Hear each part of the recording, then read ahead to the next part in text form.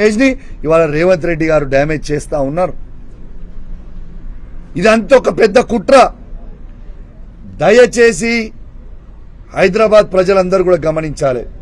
రేవంత్ రెడ్డి గారు ఇదంతా కుట్ర చేసి హైదరాబాద్ డెవలప్ కాకుండా కేసీఆర్ గారు చేసిన 10 సంవత్సరాలలో ఇలా అన్ని ప్రాంతం ఉన్నోళ్ళు, ఆంధ్రోలు కావచ్చు, నార్త్ ఇండియన్స్ కావచ్చు, ఏడు నుంచి వచ్చిన సెటిలర్స్ ని మేము అద్భుతంగా స్వాగతించినాం.